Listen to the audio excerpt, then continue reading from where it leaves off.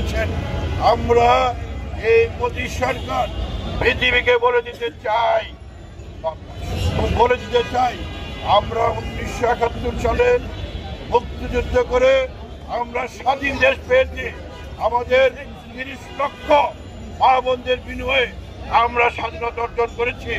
52 ভাষা আন্দোলন করেছি, 69 গণঅভ্যুত্থান, সর্বোপরি 90 ছাত্র আন্দোলন এবং শেষে 5 আগস্ট শেখ হাসিনাকে এই দেশের মানুষ, এই দেশের ছাত্র জনতা 15 থেকে 2000 লোক গুলি করে হত্যা করেছে মাত্র। এবং তারা কি করেছে? মাত্র 2 হাত লাঠি দিয়ে এই অস্ত্রের মুখে, গুলির মুখে তারা মোকাবেলা করেছে। আমি বলার উদ্দেশ্য এটাই, যে জাতি রক্ত দিতে জানে রাজপথে, সেই জাতি কখনো কোনো পিছপা হয় না। আমরা প্রয়োজন বোধে ভারত যদি তার এই অবস্থান থেকে ফিরে না আসে, আমরা প্রয়োজন বোধে আমরা সেই 71 সালের মুক্তিযুদ্ধের মতো ভারতকে আমরা প্রতিরোধ করব।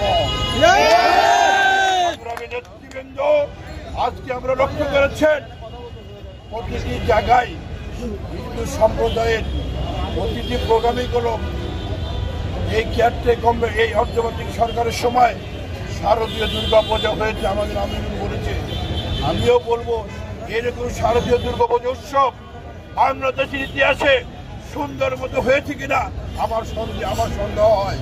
আজকে আমরা বিএনপি সহ এবং সবাই মিলে আমরা একটি সুন্দর অবস্থার সৃষ্টি করেছি। বিএনপি এই যে বলে যে সংখ্যালঘু হিন্দু, সংখ্যালঘু খ্রিস্টান, সংখ্যালঘু বৌদ্ধ, বিএনপি এই সংখ্যালঘু কোন সম্প্রদায়ে বিশ্বাস করে না। এটা আমাদের নেত্রী, দেশ নেত্রী বেগম খালেদা জিয়া এবং বিএনপি ভারপ্রাপ্ত চেয়ারম্যান জননেতা তারেক রহমান বারবার বলেছেন, সংখ্যালঘু সম্প্রদায় বলে বাংলাদেশে কোনো জিনিস নেই, সবাই সমান অধিকার ভোগ করবে বাংলাদেশে।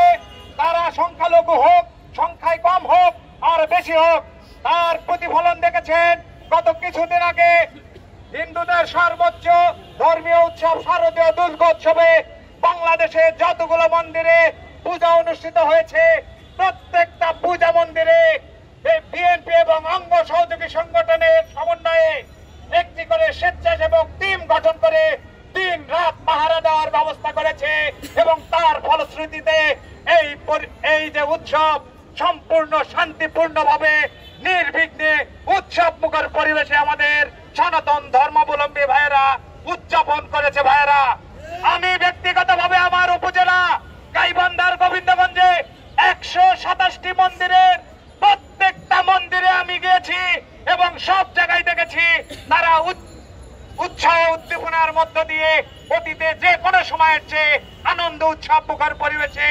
নিরাপদে নির্বিঘ্নে তারা তাদের উৎসব পালন করেছে। ভারতীয় আগ্রাসন মোকাবেলা করছি আমরা বর্তমানে অন্তর্বর্তীকালীন সরকার সহ বিএনপি এই আগ্রাসনের বিরুদ্ধে প্রতিবাদ করছে। এই প্রতিবাদ আমরা ততদিন পর্যন্ত করব যতদিন এই আগ্রাসন বন্ধ না হবে। সর্বত সাথীরা, এই আগ্রাসন প্রতিরোধ